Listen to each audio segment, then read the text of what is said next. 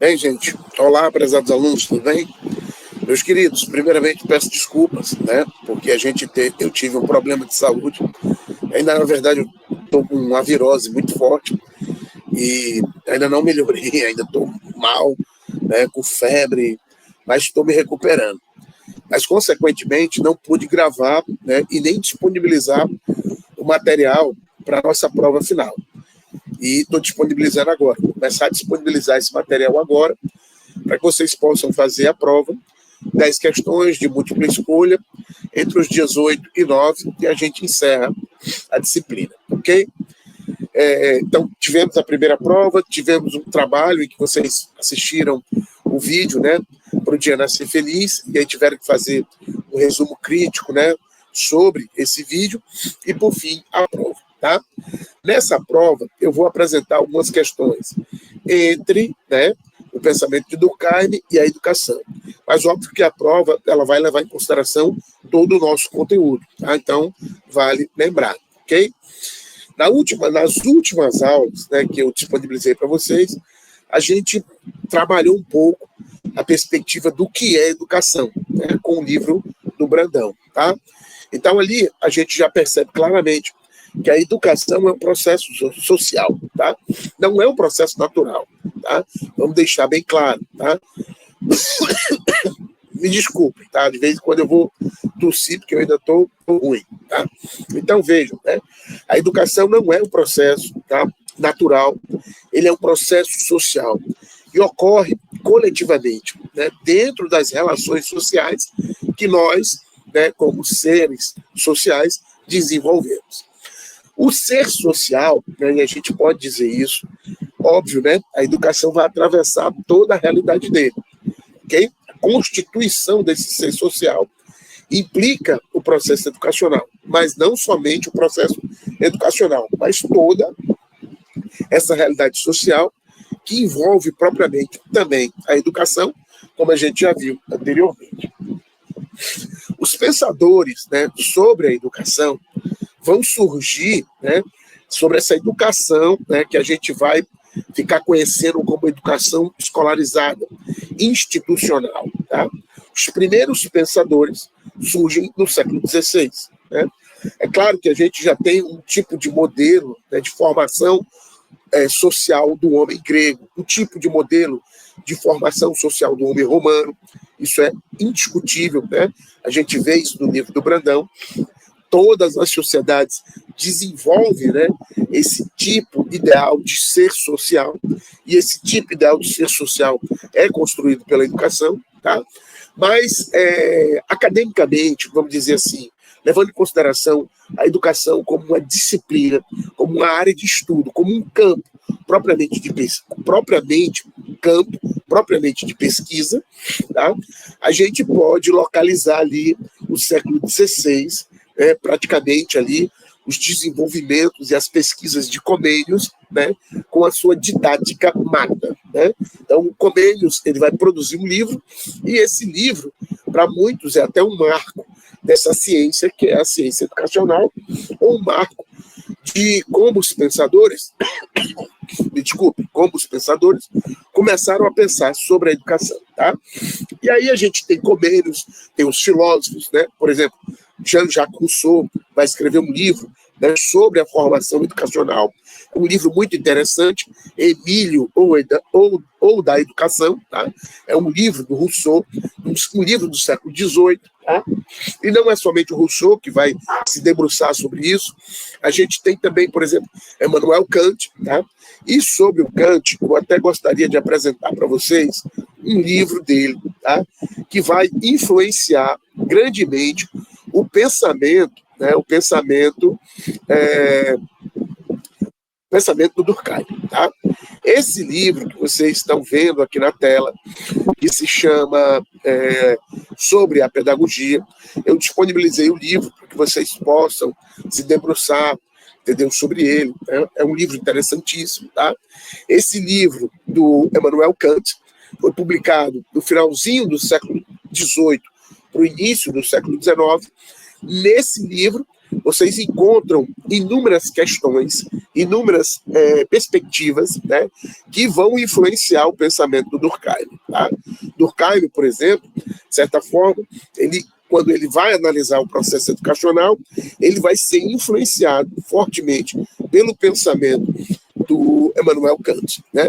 Principalmente quando a gente fala, né, ou pensa as questões relacionadas, né, propriamente, né, com a moral, né? Porque vale deixar bem claro, tá?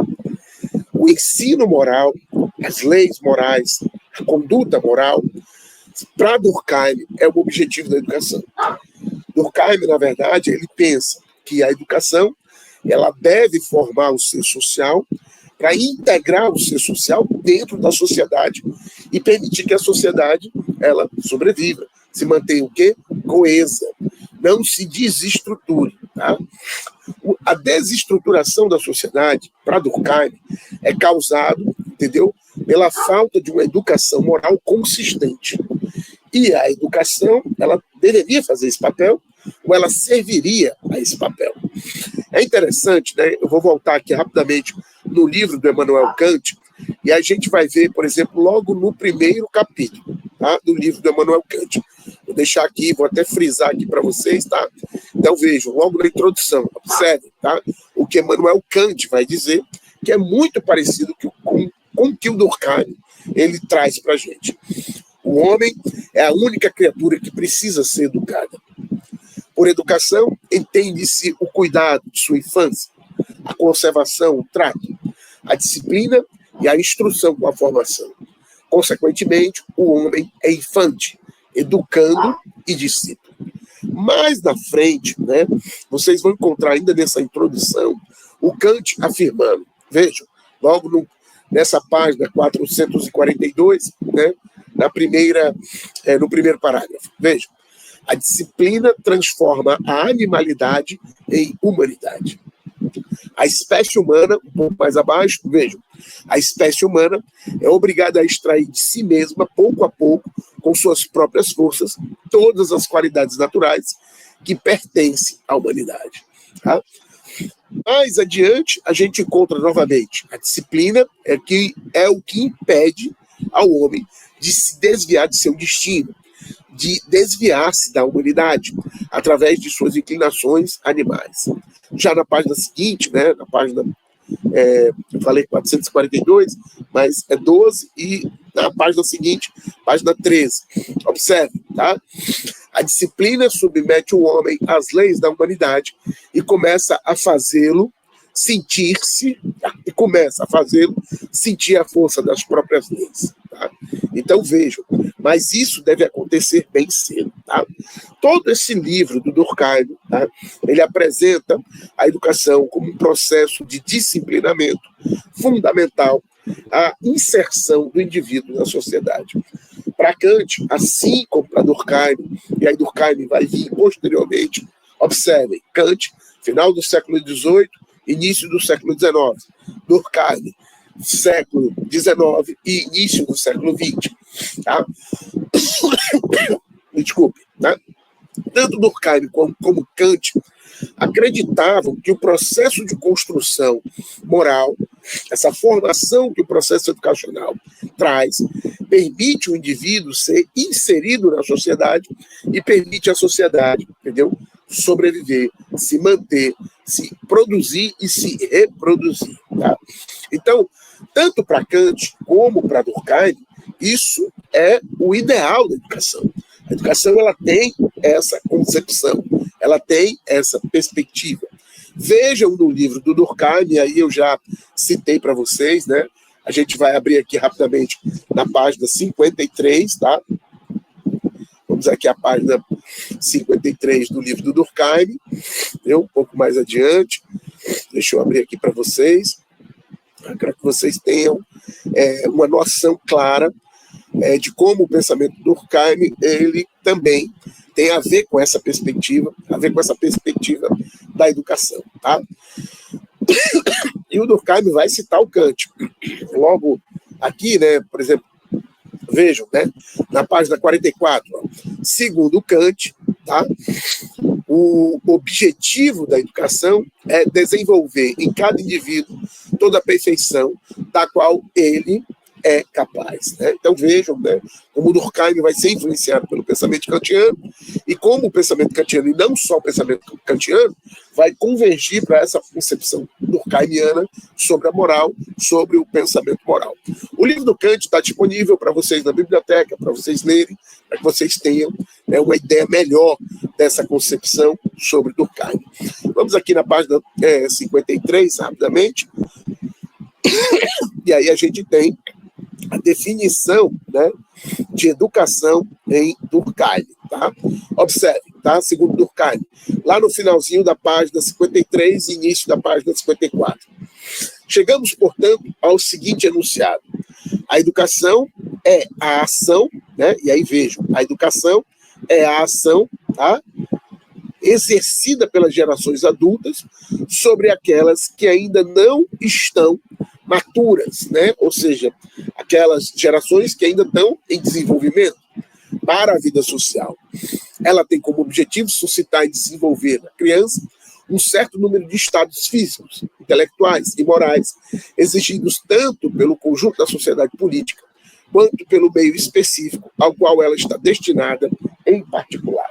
E aqui a gente tem, né, me desculpem novamente, a gente tem o Durkheim, né, apresentando o conceito e a concepção de educação que ele, né, vai desenvolver.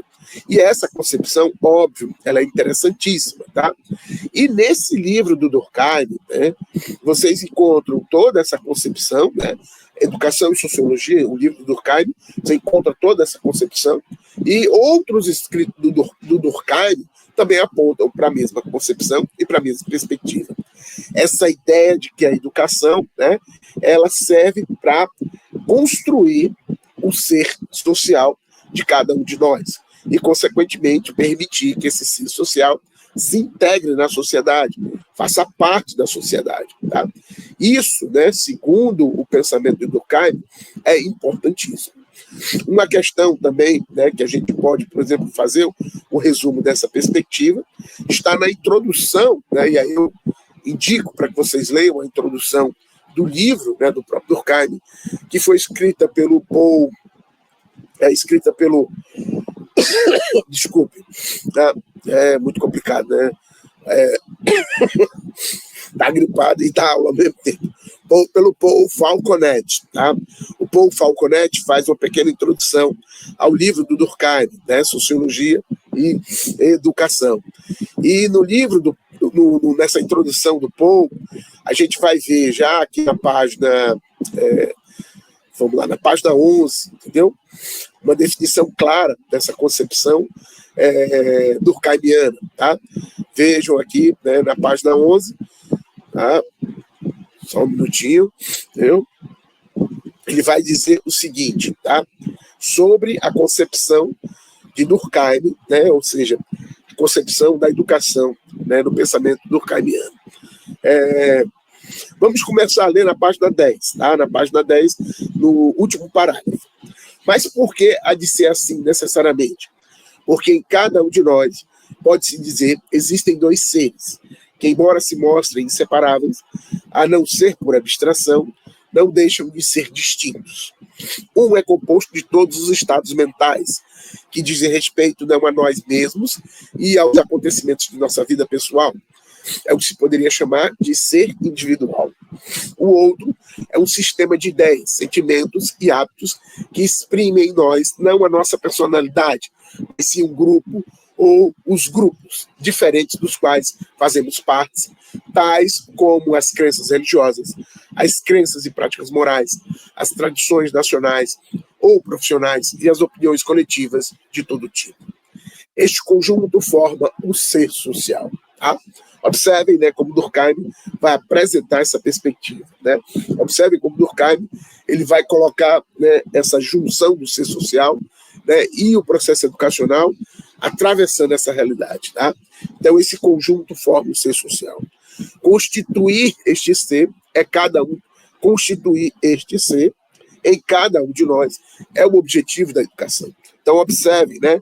Qual é o objetivo da educação, segundo Durkheim?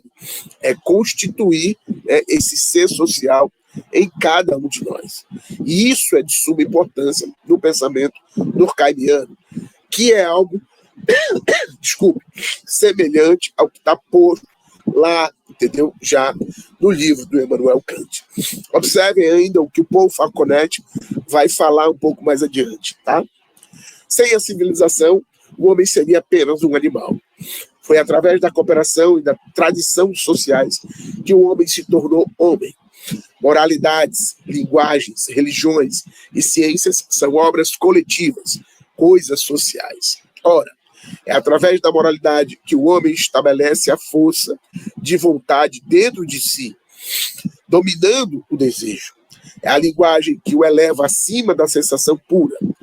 É primeiro nas religiões e depois nas ciências que se elaboram as noções cardinais, das quais é feita a inteligência propriamente humana. A inteligência propriamente humana. Então, observem, né, que Durkheim, né, e o Paul Falconet já deixa isso bem claro, né? Durkheim pensa a educação dentro dessa perspectiva, que a educação ela dá uma continuidade ao processo de construção do ser social.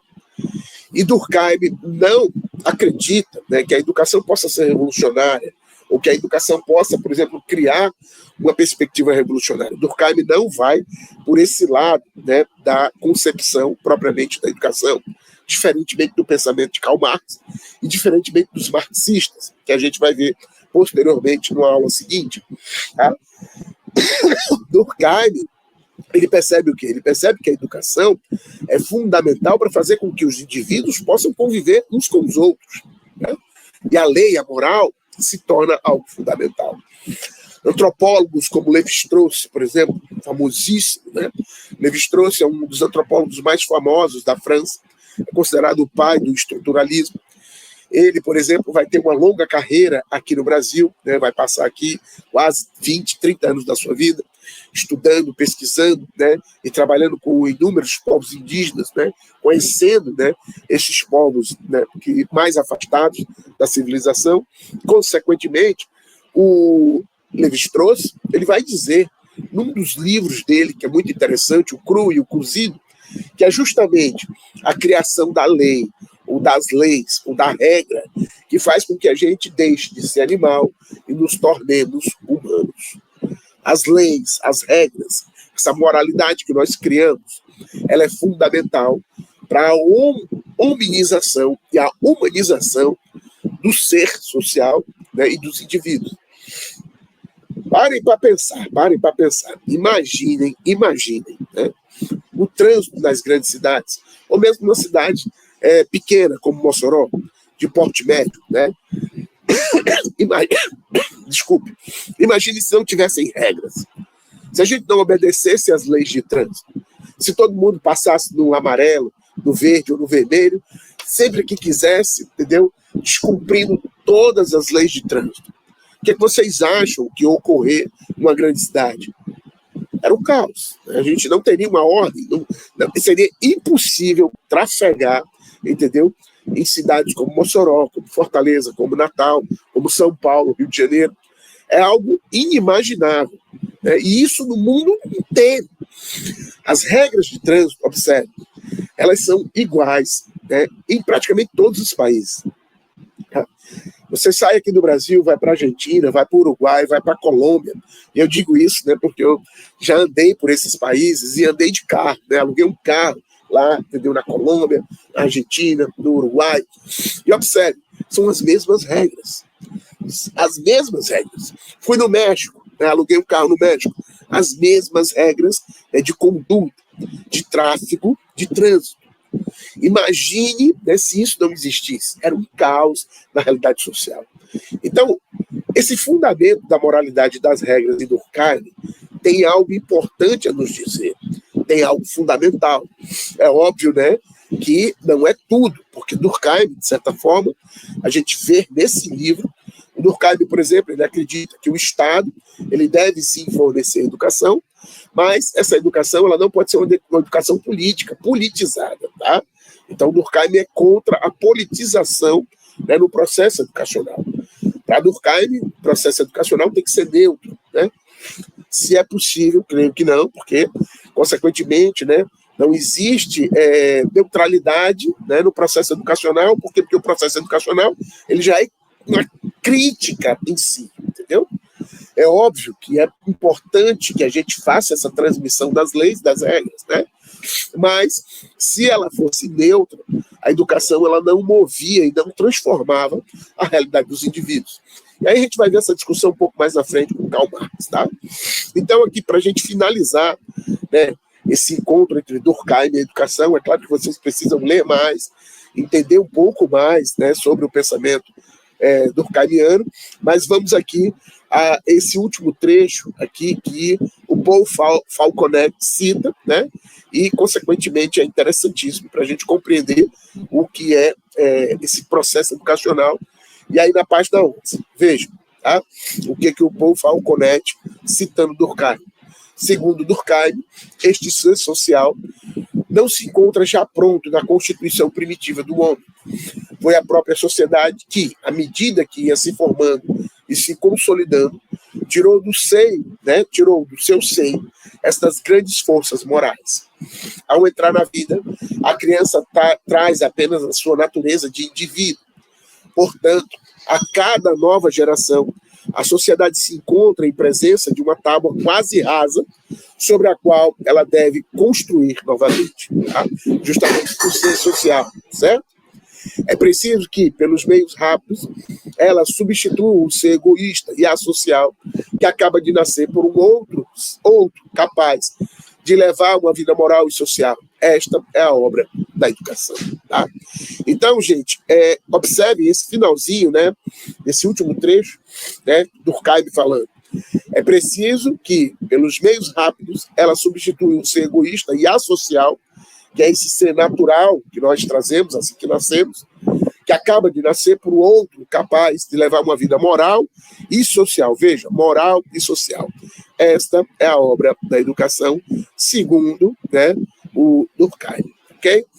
Então, sobre o pensamento de Durkheim, e aí a gente vai falar um pouco mais adiante, também outras questões, quando a gente fizer uma apresentação sobre o Bourdieu, né, e aí a gente traz alguns outros elementos que é muito importante da gente entender, ok?